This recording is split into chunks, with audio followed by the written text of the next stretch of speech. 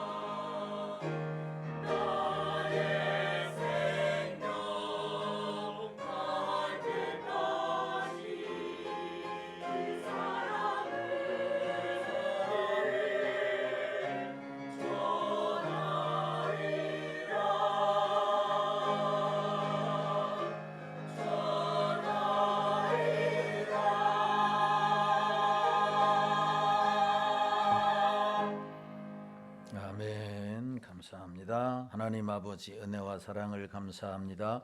귀한 찬양으로 영광 돌리게 하심을 감사합니다. 고백한 대로 우리의 입술로 우리의 몸으로 하나님의 사랑을 주님 오실 때까지 증거하는 자가 되어줘서 높아지게 하시고 하나님의 축복을 받는 우리 모두가 되게 하여 주옵소서. 오늘도 말씀을 통해서 은혜 주시기를 원합니다. 성령님 역사하여 주옵소서. 예수님의 거룩하신 이름으로 기도하옵나이다. 아멘. 거룩하고 복된 성일 2부 예배 오신 여러분들에게 하나님의 은혜와 축복이 함께 하시기를 주님의 이름으로 축원합니다. 옆 사람 인사하겠습니다. 사랑합니다. 반갑습니다. 축복합니다. 예, 감사합니다. 무슨 일을 하든지 아름답게 하라라고 하는 제목으로 함께 은혜를 나누려고 합니다. 철학자인 파스칼은 그의 정서 팡세에서 이렇게 말했습니다. 인간은 천사도 아니거니와 짐승도 아니다. 그러나 불행한 것은 인간들은 천사처럼 살려고 하면서도 실제로는 짐승처럼 행동하는 것이다. 바로 여기에 문제가 있고 고민이 있다. 천사처럼 살고 싶은 이상은 번듯한데 실제 삶은 그것과 너무나 거리가 먼 짐승처럼 살고 그것도 가장 사악하고 더러운 짐승처럼 살아가고 있으니 여기에 문제가 있는 것이다 라고 이야기를 했습니다. 무슨 말인가 하면 하나님의 백성이라면 어떤 이상을 품고 어떤 삶을 살아가야 할 것인가 라고 하는 것을 꼬집는 말이다 라고 할 수가 있습니다. 하나님은 허물과 죄로 죽었던 우리를 살리시고 영원한 생명과 소망을 주신 줄로 믿습니다. 그래서 9절에서 이렇게 말을 합니다. 시작. 그러나 너희는 택하신 족속이요 왕같은 제사장들이요 거룩한 나라요 그의 소유가 된 백성이니 이는 너희를 어두운 데서 불러내어 그의 기이한 빛에 들어가게 하신 이의 아름다운 덕을 선포하게 하려 하심이라. 아멘. 그러나 라고 말씀을 합니다. 그러나 전환 접속사이지 않습니까? 바로 앞부분에서 무엇과 대비하고 있느냐? 여러분, 정체성의 전환을 이야기하고 있는 겁니다. 정체성. 불순종의 아들이었지만 그러나 예수 그리스도를 믿음으로 하나님의 자녀가 되었다. 그러나 너희는 택하신 족속이다. 불순종의 아들들이 지배하는 이 세상 속에서 살아가고 있지만 너희들은 하나님이 택하신 족속이고 왕같은 제사장들이고 거룩한 나라고 그의 백성이다 라고 말씀을 하면서 너희들은 어떻게 살아야 할 것이냐? 아름다운 덕을 선포하게 하려 함이다 라고 했어요. 여기 아름다운이라고 하는 것은 헬라어의 아레테라고 하는 말인데 탁월함, 뛰어남, 위대함이라고 하는 뜻을 가지고 있어요. 그래서 이게 아름다운 덕을 선포하게 한다라고 하는 것은 뛰어나신, 위대하신, 탁월하신 하나님의 성품을 드러내는 삶을 살아야 한다. 이게 거룩한 백성이고 택하신 왕같은 제사장들이고 바로 위대하신 주님의 성품을 드러내는 삶이다 라고 하는 말입니다. 그러니까 우리는 엄청난 세상에 비교할 수 없는 복을 받은 사람이다. 왕같은 족속이고 택같은 백성이기 때문에 어떻게 살아야 할 것인가 라고 하는 것을 고민해야 한다라고 하는 것이죠. 베드로는 1장에서 그리스도 안에서 우리의 변화된 신분에 대해서 말씀합니다. 오늘 본문에서도 말하지만 2장은 그리스도인의 영적인 성장과 삶에 대해서 말합니다. 신분에 대해서 말한 다음에 삶과 성장과 삶에 대해서 말하고 있습니다. 지난주에는 그리스도인의 영적 성장에 대해서 세 가지로 살펴보았습니다. 그리스도인이 되었다면 성장을 해야 되는데 성장을 하려면 우리가 세 가지가 필요하다 이렇게 이야기를 했어요. 기억나시죠? 첫 번째는 비워야 한다 그랬어요. 버려야 한다, 비워야 한다. 우리 속에 있는 참으로 불순종의 아들들이 가지고 있는 악한 악독과 시기와 분냄과 모든 비방하는 말조차도 다 비워야 한다라고 했습니다. 그 다음에 비운 다음에 무엇을 해야 한다고 그랬어요? 채워야 한다라고 그랬어요. 무엇으로 채워야 하느냐? 돈으로 채우고 명예로 채우고 권력으로 채우고 힘으로 채우는 게 아니라 살아있는 영원한 생명의 말씀을 채워야 된다. 그리고 이 땅에서 거룩한 제사장으로 살아야 한다. 이게 우리가 성장하는 이 비결이다라고 말씀했습니다. 그리고 난 다음에 오늘 본문에서 진짜 변화된 그리스도인으로서의 삶이 무엇인지에 대해서 말씀을 하고 있는 겁니다. 새로운 피조물 된 우리에게 신분에 걸맞는 삶을 요구하고 있는데 그 삶은 어떤 삶이냐? 오늘 12절 말씀에 보면 아름답게 일하는 삶이다 이렇게 말씀합니다. 12절 말씀 봅니다. 시작. 너희가 이방인 중에서 행실을 선하게 가져 너희를 악행한다고 비방하는 자들로 하여금 너의 선한 일을 보고 오시는 날에 하나님께 영광을 돌리게 하려 함이라. 아멘. 너희가 이방인 중에서 행실을 어떻게 가져라? 선하게 가져라 라고 하는 말입니다. 여기서의 행실이라고 하는 것은 삶의 과정, 일하는 방식을 말하고 선하게라고 하는 이 말은 무슨 말이냐면 정직하게라고 하는 일반적인 뜻을 뛰어넘는 뜻이 있는데 헬라의 원어를 보면 칼로스라고 하는 말이 있습니다. 이 칼로스, 선하게라고 하는 칼로스라고 하는 말인데 이 말은 아름다운, 칭찬받을 만한이라고 하는 뜻을 가지고 있어요.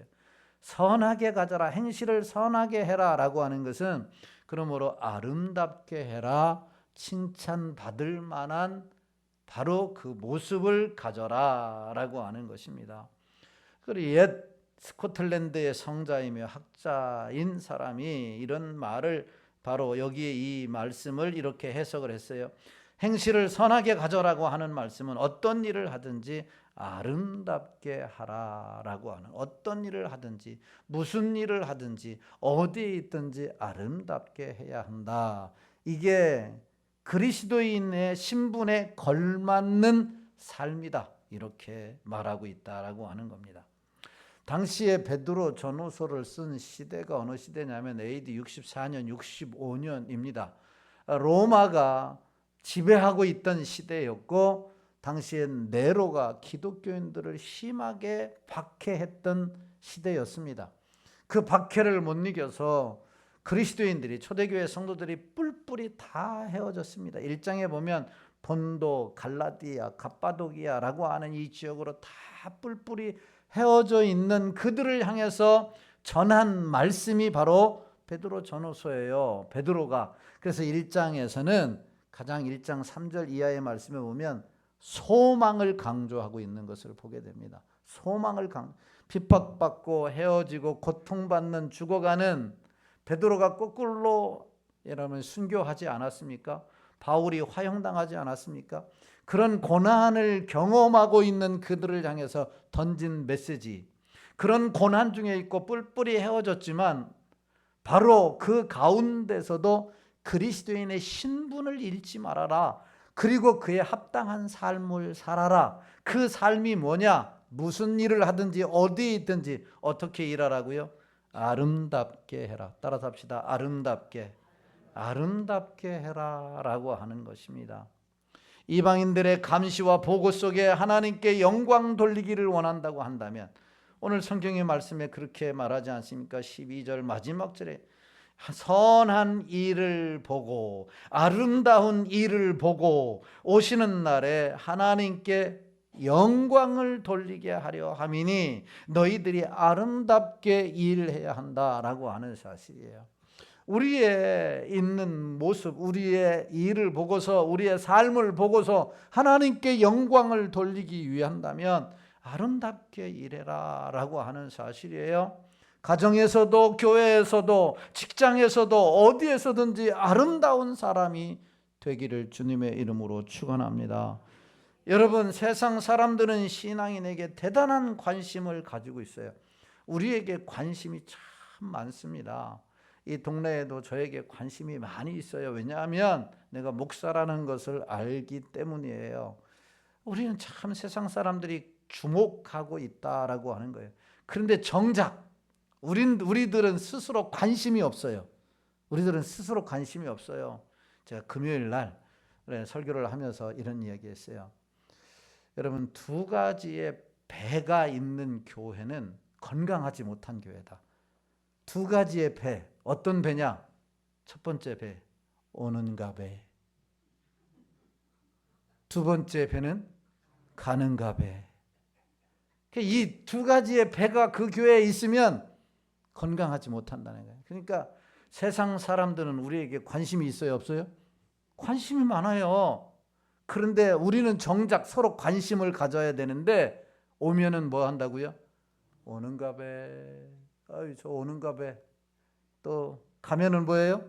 가는가 배. 아무런 관심이 없어요. 신경을 안 써요. 그런 교회는 건강하지 못한 거예요. 성장할 수가 없어요. 영적으로도 양적으로도요. 가면은 붙잡아야 되고 오면 환영해야 되고 할렐루야. 환영해야 되고. 제가 오늘 이야기하지만 지난 새생명 축제 때 끝나고 밥을 먹는데 내가 먼저 먹으려고 새로 오신 분들이 뒤에서 줄 서 있는데 내가 먼저 먹으려고. 그래서 내년에는 우리 교인들은 3층에서 먹을 세팅을 두 군데 할 거예요. 우리 식다당 어머니 조금 힘들어도 교인들은 3층에서, 새로 오신 손님들은 2층에서. 할렐루야. 이게 관심이고 이게 사랑인 거예요. 이게 관심이고 사랑이에요. 조금 늦게 먹으면 어때요? 여러분, 주일날 저는 사실은 설교를 2번 하니까 배고플 거예요, 안 배고플 거예요? 저는 주일날 아침밥을 안 먹습니다. 왜? 설교할 때 트림할까 봐. 보통 그렇게 합니다. 그런데도 거의 제일 늦게 먹습니다. 다 우리 성도님들을 배려해서. 관심을 가져야 돼요. 관심을. 오는가 배, 가는가 배.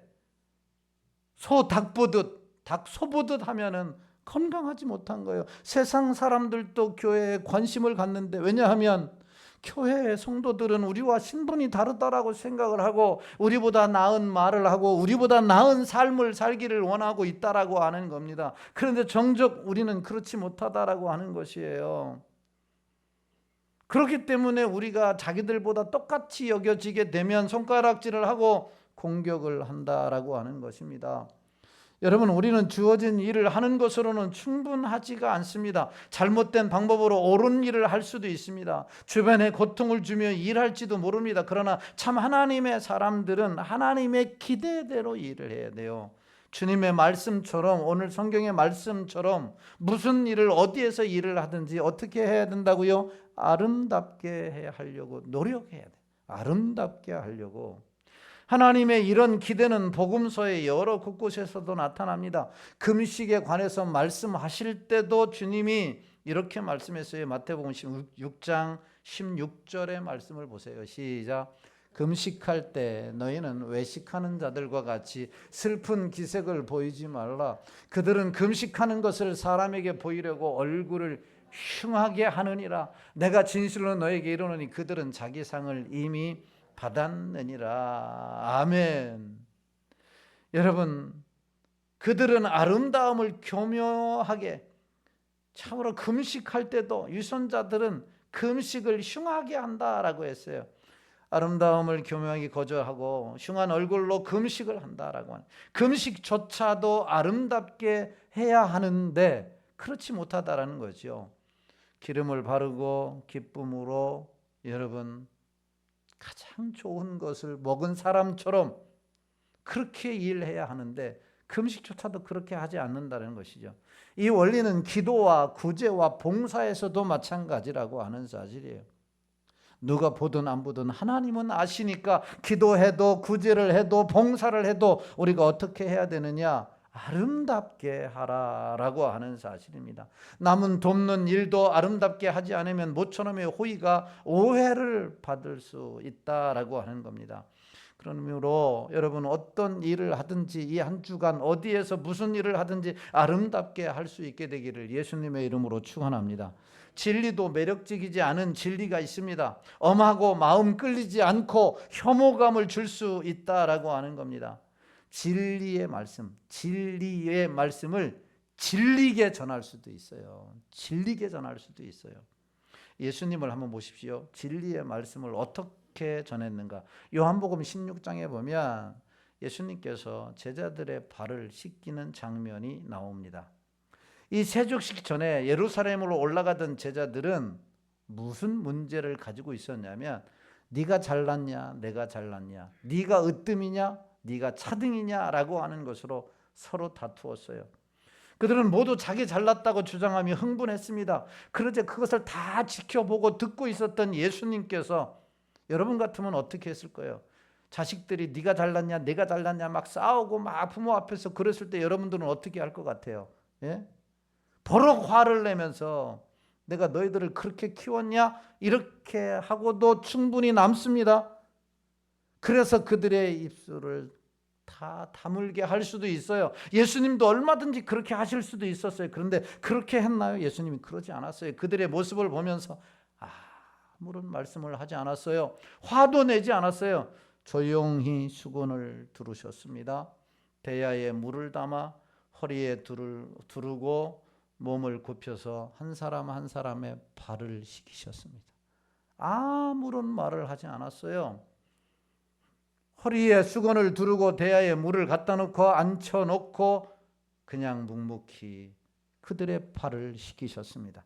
베드로는 이 예수님의 모습을 보고 결코 잊지 못했을 거예요. 그래서 베드로가 지금 오늘 본문에서 증거하는 게 뭡니까? 어떤 일을 하되 어떻게 하라? 아름답게 하라라고 하는 거죠. 이게 아름답게 하는 거예요. 이게 아름답게 하는 일은 하나님께 영광이 돌리는 일이에요. 하나님이 영광 받으시는 일이다라고 하는 것이죠. 내가 높아지는 게 아니고 여러분 내가 드러나는 게 아니고 하나님께 영광이 되는 게 아름답게 일하는 것이다. 여러분 믿지 않는 사람들 가운데서 그리스도가 나타나기를 원한다면 내 가족이나 내 직장의 동료들이나 많은 사람들 앞에 나를 통해서 그리스도가 드러나고 하나님이 영광 받기를 원하신다고 한다면 무슨 일을 하든지 꼭 아름답게 할 수 있기를 예수님의 이름으로 축원합니다. 만일 우리가 복되신 하나님께 영광 돌리기를 원한다면 이 말씀을 기억해야 하는 거죠. 여러분 아름답게 일하면 하나님이 영광 받으시고 하나님이 영광 받으시면 그냥 받으시냐? 우리를 높여주시고 할렐루야 우리에게 필요한 은혜를 더하시고 우리에게 복을 주시는 줄로 믿으시기를 주님의 이름으로 축원합니다. 그래서 바울이 먹든지 마시든지 무엇을 하든지 하나님의 영광을 위하여 하라. 그러면 하나님이 우리에게 영광을 주신다라고 하는 사실입니다. 그렇지 않으면 정반대의 결과가 초래될 수 있다라고 하는 거예요. 하나님의 영광을 위해서 하지 않으면 여러분 우리도 한없이 낮아질 수밖에 없어요. 사도행전 2장 47절에 보면 이런 말씀이 있어요. 시작. 하나님을 찬미하며 또 온 백성에게 칭송을 받으니 주께서 구원받는 사람을 날마다 더하게 하시니라. 아멘. 하나님을 찬미하며 또 온 백성에게 뭘 받으니? 칭송을 받으니. 어떻게 살았길래, 어떻게 가정에서 일했길래, 어떻게 교회에서 일했고 어떻게 직장에서 일했길래 칭송을 받았느냐? 아름답게 일하기 때문에. 아름답게 일하니까 칭송을 받았고 하나님께서 칭송받는 그 교회에 하나님 사람을 날마다 더하게 하셔 주신 줄로 믿으시기를 주님의 이름으로 축원합니다. 초대교회가 성장한 것은 칭송받고 있었기 때문이에요. 한 사람 한 사람 교회 구성원들이 있는 곳에서 아름답게 일을 했기 때문이다라고 하는 것이죠. 미국의 뉴욕시장까지 지낸 라구아디아라고 하는 사람이 있습니다. 그가 뉴욕시 즉결 재판부 판사로 있었을 때의 일화입니다. 어느 날 라구아디아는 빵을 훔치려다가 붙잡혀온 노인을 재판하게 되었습니다. 당신은 어째서 빵을 훔쳤습니까? 노인은 울먹이면서 대답을 했습니다. 죄송합니다. 빵가게 앞을 지나가다가 배가 너무 고파서 그만. 저도 모르게 손을 대고 말았습니다. 이 늙은이가 죽을 죄인입니다. 노인은 눈물을 흘리며 용서를 구했습니다. 장례는 불쌍한 노인의 울먹임으로 조용해지기 시작했습니다. 이윽고 노인의 답변을 묵묵히 듣고 있던 라가디아 판사가 판결을 내렸습니다. 당신의 죄는 벌금형에 해당합니다. 따라서 벌금 10불을 언도합니다. 그리고 난 후에 라가디아는 자신의 지갑에서 10불을 꺼내놓으며 말을 이어갔습니다. 여러분, 벌금 10불은 내가 내겠습니다. 저 노인이 허기진 배를 감싸 쥐고 뉴욕의 거리를 비틀대고 다닐 때 나는 좀 더 좋은 음식을, 나는 좀 더 맛있는 음식을, 배부른 방황을 하고 있었습니다. 좀 더 좋은 음식을, 좀 더 배부른, 좀 더 맛있는 음식을 찾아 배부른 방황을 하고 있었습니다. 내가 죄인입니다. 그 벌로 내가 10불을 내겠습니다. 그리고 여기에 계신 신사숙녀 여러분 중 나와 같은 잘못을 저지른 분이 계시다면 자원하는 마음으로 벌금을 내주시기 바랍니다. 그리고는 자신의 모자를 벗어 장내에 돌리기 시작했습니다. 그 결과 모두 47불이 모금되었고 즉시 가난한 노인에게 건네졌습니다. 이에 감격한 노인은 눈물을 흘리며 법정 문을 나서면서 아름다운 판사의 모습을 보며 아름답게 살기를 결단했다라고 하는 이야기가 있습니다. 라가디아 판사는 판사로서 언도만 내리면 되었지만 여러분, 아름답게 일을 마무리했습니다. 바라기는 이 한 주간 내가 무슨 일을 하든지 어디에서 어떤 일을 하든지 사람도 살리고 하나님께 영광을 돌리고 감동을 주는 한 주간이 되기를 주님의 이름으로 축원합니다. 이것이 하나님이 우리에게 기대하시는 그리스도의 신분에 걸맞는 삶이라고 하는 것을 말씀하고 있는 거죠. 그렇다면 두 번째로 우리가 아름답게 일하려면 어떻게 해야 하느냐라고 하는 거예요. 이 두 번째 살펴볼 말씀이에요. 아름답게 일하려면 첫째, 육체의 정욕을 제어하라 그랬습니다. 육체의 정욕을 제어하라. 11절 말씀을 봅니다. 11절 시작. 거류민과 나그네 같은 너희를 권하노니 영혼을 거슬러 싸우는 육체의 정욕을 제어하라. 사랑하는 자들아, 거류민, 한 곳에 멈춰 있는 사람이 아니지요. 나그네도 한 곳에 멈춰 사는 사람들이 아니지요. 지금 핍박받아서 이곳저곳 흩어져 있는 그 초대교회 성도들을 향해서 외치는 말씀이지요. 그들에게 뭐라고 말씀하고 있는 것이죠? 영혼을 거슬러 싸우는 육체의 정욕을 뭐 하라고요? 제어하라라고 말씀했습니다. 제거하라라고 하는 말이 아니라 제어하라라고 하는 말입니다. 여러분, 우리는 육신 가운데 이 땅에 사는 동안 육신의 정욕을 제거할 수가 없어요. 여러분, 우리는 육신의 정욕을 언제 제거되느냐? 신령한 몸으로 변화될 때 육신의 정욕이 제거되는 줄로 믿습니다. 그러면 어떻게 해야 되느냐? 육체의 정욕이 제거되지 않는 한 우리는 제어하면서 살아야 된다라고 하는 것입니다. 여기 영혼이라고 하는 것은 하나님과 교제하는 본체를 말하는 거고, 육체의 정욕은 단순히 몸 자체가 아니라 하나님의 뜻을 거스리는 욕망을 말하는 거예요.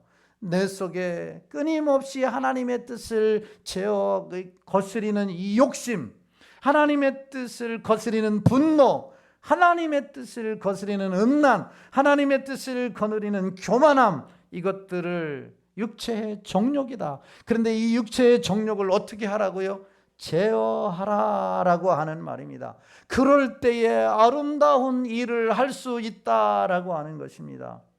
육체의 정욕은 남을 배려하지가 않습니다.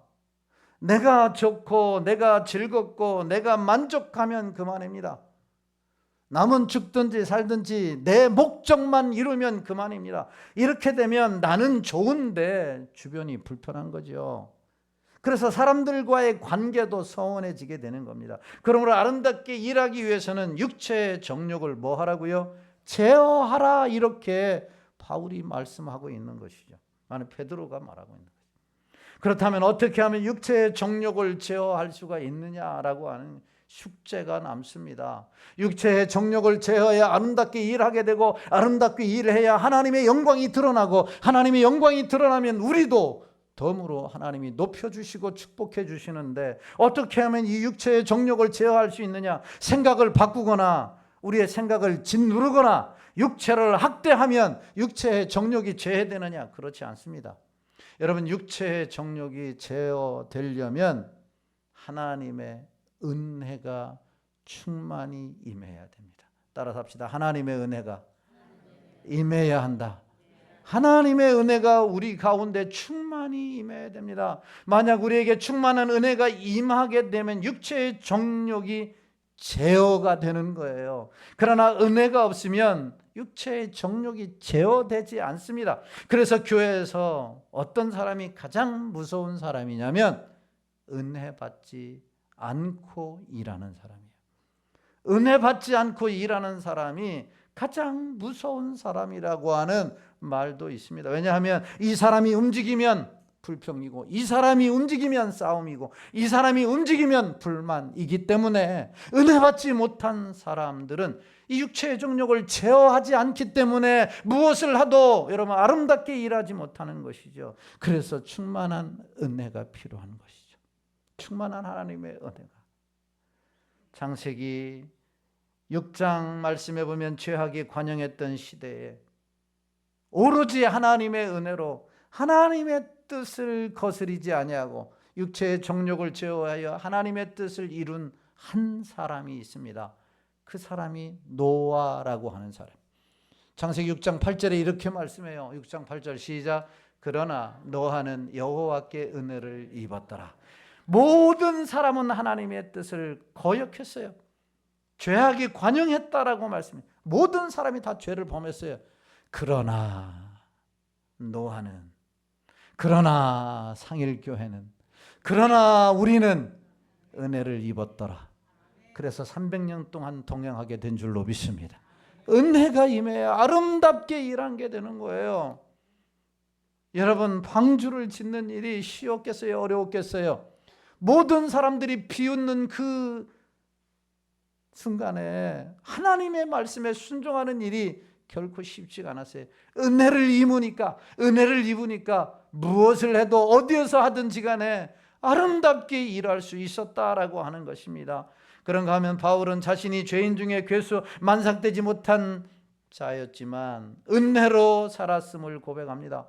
고린도서 15장 10절 말씀입니다. 시작. 그러나 나에가 내된 것은 하나님의 은혜로 된 것이니 내게 주신 그의 은혜가 헛되지 아니하여 내가 모든 사도보다 더 많이 수고하였으나 내가 한 것은 아니요 오직 나와 함께 하신 하나님의 은혜로다. 모든 사도보다 더 많이 수고하였으나 모든 사람들보다, 모든 교인들보다, 모든 교회들보다 더 많이 봉사하고 헌신했지만, 더 많이 수고했지만 내가 한 것이 아니오. 뭐라고? 누가 했다고요?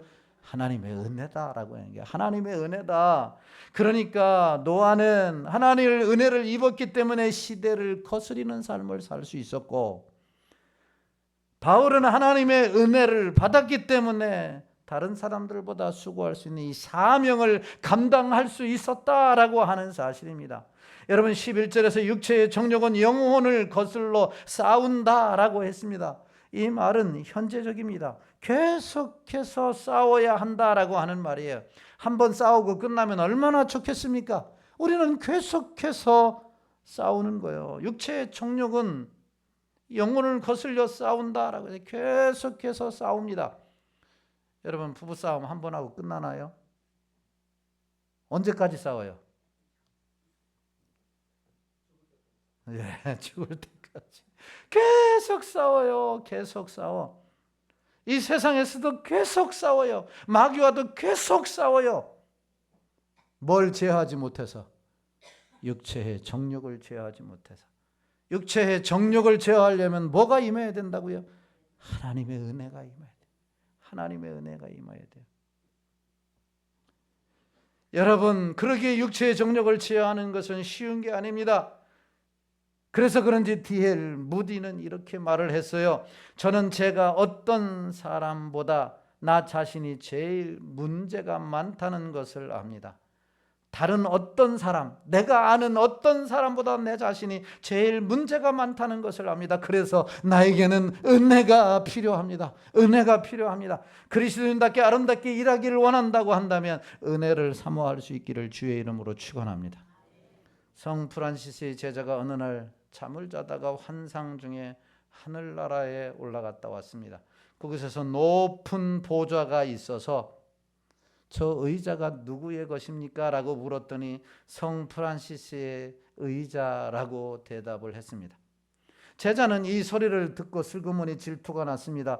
그래서 꿈을 깨고 난 후에 자기 스승에게 찾아가서 선생님은 자신을 어떤 사람이라고 생각하십니까? 라고 물었습니다. 성 프란시스는 나야말로 이 세상에서 제일 악한 사람이지 라고 대답을 했습니다.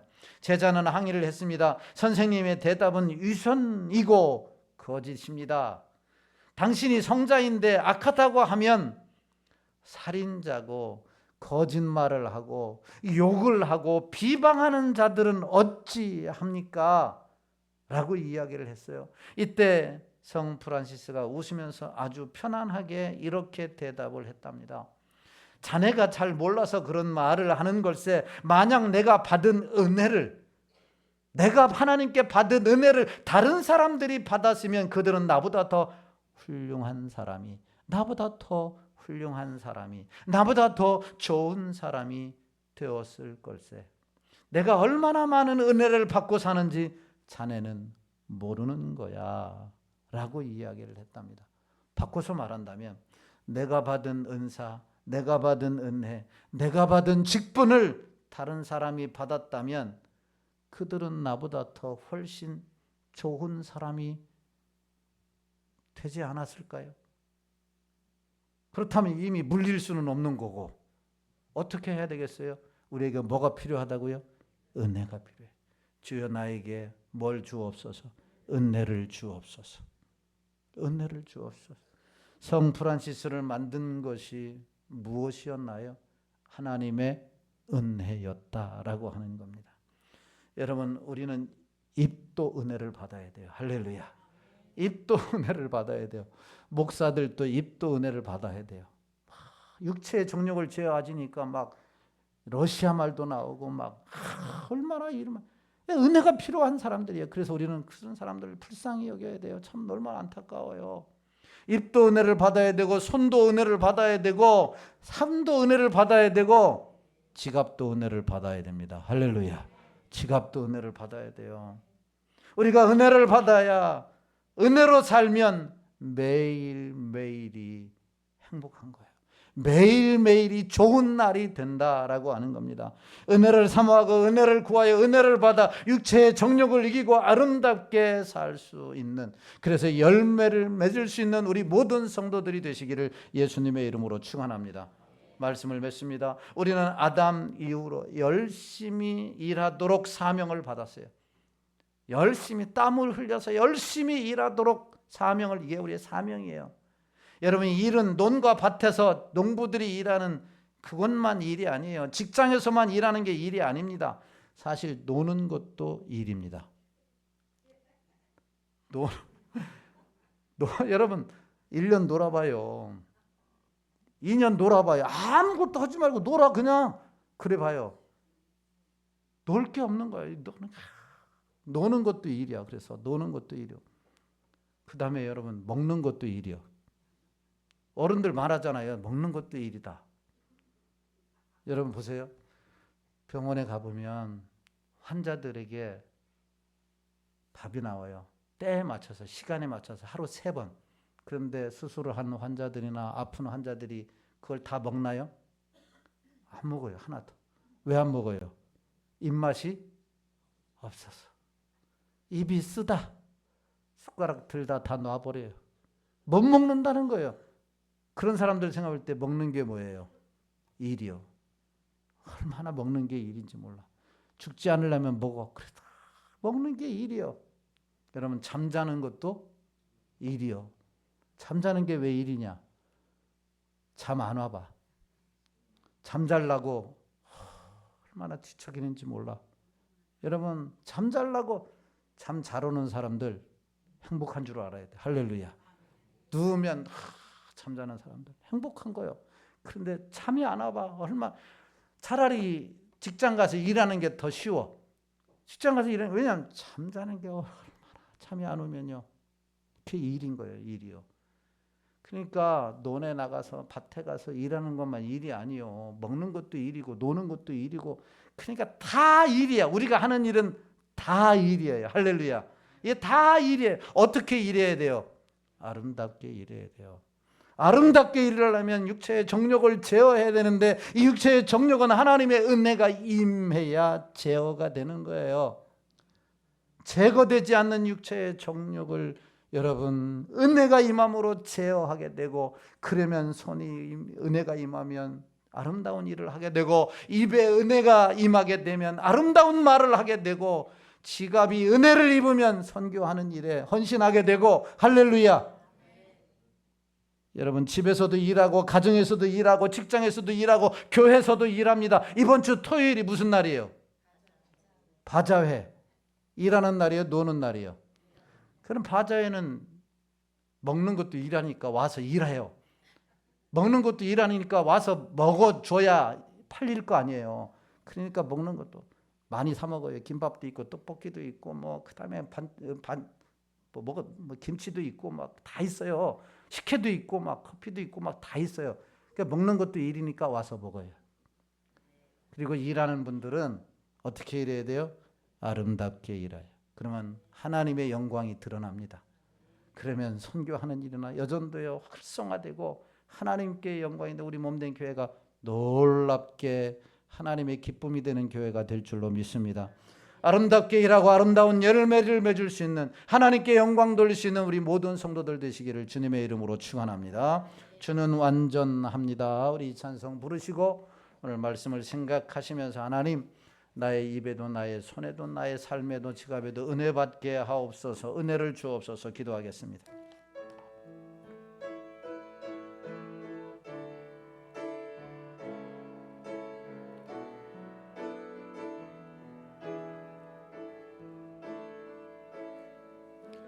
주여 우린 연약합니다. 우린 오늘을 힘겨워합니다.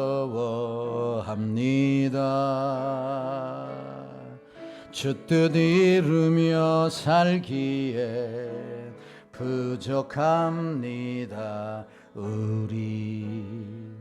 우린 연약합니다. 주여 우린 넘어집니다.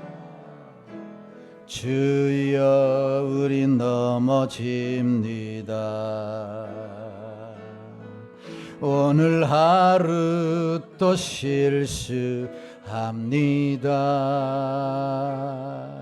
주의 긍휼을 구하는 죄인입니다. 우리 주만 바라봅니다. 한없는 주님의 은혜, 한없는 주님의 은혜, 온 세상 위에 넘칩니다. 가릴 수 없는 주여 온 땅 위에 충만합니다. 주님만이 길이오니 우린 그 길 따라갑니다. 그날에 우리를 이루시 주는 완전합니다. 오늘 말씀을 생각하시면서 주여 은혜를 주옵소서, 아름답게 일하여 100배의 열매를 맺게 하여 주옵소서. 주님 이름 부르고 기도합니다. 주여. 할렐루야. 하나님 아버지 은혜와 사랑을 감사합니다. 하나님께서 우리에게 위대한 사명을 주셨습니다. 그리스도의 신분에 걸맞는 삶을 살라고 하셨습니다. 그럼에도 불구하고 우리는 아름답게 일하지 못할 때가 많이 있었습니다. 우리는 열심히 사명을 향해서 일한다고 했지만 하나님께 영광을 돌리지 못하고 오히려 하나님의 영광을 가리웠던 적이 많습니다. 하나님, 육체의 정욕을 제어하지 못하여 아버지 하나님의 많은 사람들과 관계가 소원해졌고 많은 아버지 하나님의 악영향을 끼칠 때가 많았습니다. 우리에게는 아버지 하나님의 육체의 정욕을 제어할 수 있는 하나님의 은혜가 필요합니다. 아버지 하나님의 과약이 관영한 시대에 노아처럼 은혜를 주옵소서. 아버지 하나님의 사도 바울과 같이 만삭되지 못한 자에게 은혜를 주옵소서. 사명을 감당하게 하시고 맡겨진 일을 잘 감당하여 주소서. 아름다운 흔적을 남기고 하나님께 영광이 되어지게 하시고 우리도 높아지고 백배의 열매를 맺혀가는 놀라운 은혜를 얻어가여 주옵소서. 선교하는 일이나 아버지 하나님 교회에서 봉사하는 일이나 어린 영혼들을 가르치는 일이나 맡겨진 일을 감당하는 일이나 이번 주 토요일 바자회를 하는 일이나 우리 모든 성도들이 아름답게 일하게 하시고 이 바자회를 통하여 하나님의 무한 영광이 드러나게 하여 주시고 하나님의 축복을 받는 기쁨이 넘치는 귀한 사역들이 되게 하여 주시옵소서. 손도 입술도 마음도 삶도 은혜로 충만하게 하여 주시옵소서. 감사합니다. 주여, 은혜를 주옵소서. 예수님의 거룩하신 이름으로 기도하옵나이다. 아멘. 우리 주 예수 그리스도의 은혜와 하나밖에 없는 독생자를 아낌없이 내어주신 하나님의 크신 사랑하심과 성령 하나님의 유로교통 내주인도 역사 충만하심의 은혜가 아름답게 일하고 아름다운 열매를 맺고 하나님께 영광 돌리기를 소원하여 육체의 정욕을 제어하고 주님의 은혜로 충만하기를 소원하고 돌아가는 성도들 머리머리 위에와 가정과 직장과 사업과 자녀들과 몸된 재단과 이 나라 이민족과 부떡교회 위에 이제로부터 영원토록 함께 있을지어다. 아멘.